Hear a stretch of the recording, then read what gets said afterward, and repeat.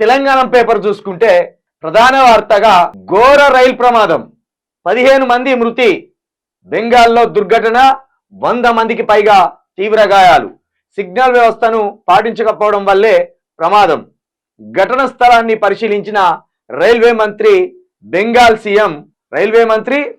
CM ఘటన వెనుక నుంచి ప్యాసింజర్ రైలును బలంగా ఢీకొట్టిన గూడ్స్, గాల్లోకి లేచిన బోగి.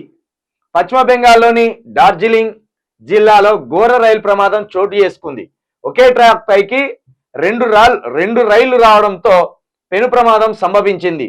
ఈ దుర్ఘటనలో 15 మంది మృతి చెందగా 100 మందికి పైగా గాయపడ్డట్టు సమాచారం. మృతుల సంఖ్య పెరిగే అవకాశం ఉందని తెలుస్తుంది. అస్సాంలోని సిల్భాపూర్ నుంచి బయలుదేరి బెంగాల్లోని సిల్దా వైపు ప్రయాణిస్తున్న కాంచన్ జంబూ ఎక్స్ప్రెస్ సాంకేతిక కారణాల వల్ల న్యూ జల్పాయ్ గుడి వద్ద ఆగింది. అక్కడి నుంచి బయలుదేరిన కొద్దిసేపటికే రంగపాని స్టేషన్ నుంచి వచ్చిన గూడ్స్ రైల్ బలంగా ఢీకొట్టింది. ఈ ప్రమాదంలో గూడ్స్ రైల్ బోగీలు చెల్లాచెదురై పడిపోగా ఎక్స్ప్రెస్ రైలు 2 బోగీలు పట్టాలు తప్పింది. గూడ్స్ రైల్ చాలా వేగంగా బలంగా ఢీకొట్టడంతో ఎక్స్ప్రెస్ రైల్లోని ఒక బోగి గాల్లోకి లేచింది. దీన్ని బట్టి ప్రమాద తీవ్రత అర్థం చేసుకోవచ్చు. సమాచారం అందుకున్న రైల్వే పోలీసులు, రెస్క్యూ సిబ్బంది ఘటన స్థలానికి చేరుకొని సహాయక చర్యలు చేపట్టారు. 15 మంది ప్రాణాలు కోల్పోగా 100 మందికి పైగా తీవ్ర గాయాలయ్యాయి. గాయపడిన వారిలో కొంతమంది పరిస్థితి విషమంగా ఉందని, మృతుల సంఖ్య ఇంకా పెరిగే అవకాశం ఉందని అధికారులు తెలిపారు. సిగ్నల్ వ్యవస్థలోని లోపం వల్లే ప్రమాదం జరిగిందని, రెడ్ సిగ్నల్ ఉన్నప్పటికీ గూడ్స్ రైల్ ఆగకుండా వెళ్లడంతో ప్రమాదం జరిగిందని రైల్వే అధికారులు చెప్తున్నారు. కాగా ఈ ప్రమాదం వల్ల రాష్ట్రపతి ద్రౌపది ముర్ము, ప్రధాని మోడీ, బెంగాల్ సీఎం మమతా బెనర్జీ దిగ్భ్రాంతి వ్యక్తం చేశారు. దిగ్భ్రాంతి వ్యక్తం చేసినా జరగవలసిన దారుణం జరిగింది, జరగవలసిన ప్రమాదం జరిగింది. 76 ఏళ్లుగా ఈ దేశానికి స్వతంత్రం వచ్చిన రైల్వే వ్యవస్థ ఏమాత్రం పునరుద్ధరించలేదు, దాన్ని బాగుపరచలేదు. సిగ్నల్ వ్యవస్థ ఇంకా అద్మానంగా ఉన్నది.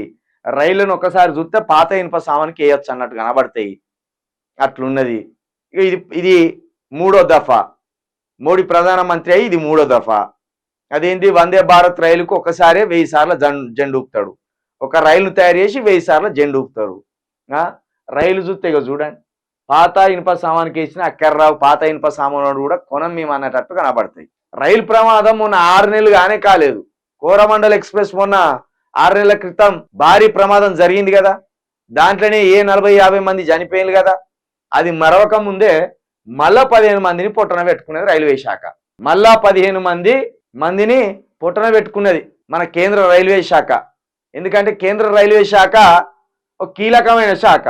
మరి ఆ శాఖ ఏం పని చేస్తుందో, ఈ సిగ్నలింగ్ వ్యవస్థని ఏం పట్టించుకున్నదో, ఆ రైల్వే వ్యవస్థని ఏం పట్టించుకున్నదో తెలియదు. రైలు ఛార్జీలు పెంచిండ్రు, ప్లాట్ఫామ్ ఛార్జీలు పెంచిండ్రు, రైల్వే వ్యవస్థ కూడా ఖరీదైపోయింది. కానీ రైలు ప్రమాదాలు ఈ విధంగా 3 నెలలకు ఒకసారి 6 నెలలకు ఒకసారి జరుగుతూనే ఉన్నాయి.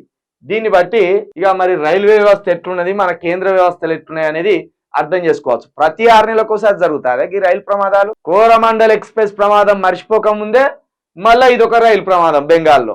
ఎంత బాధాకరం ఇది. ఎవరు తప్పిది? ప్రభుత్వాల తప్పు కాదా? ప్రభుత్వాల తప్పిదం కాదా? ప్రభుత్వాలు వ్యవస్థలను పటిష్టం చేస్తే, సిగ్నలింగ్ వ్యవస్థలను పటిష్టం చేస్తే ఇలాంటి ప్రమాదాలు చోటు చేసుకుంటాయా?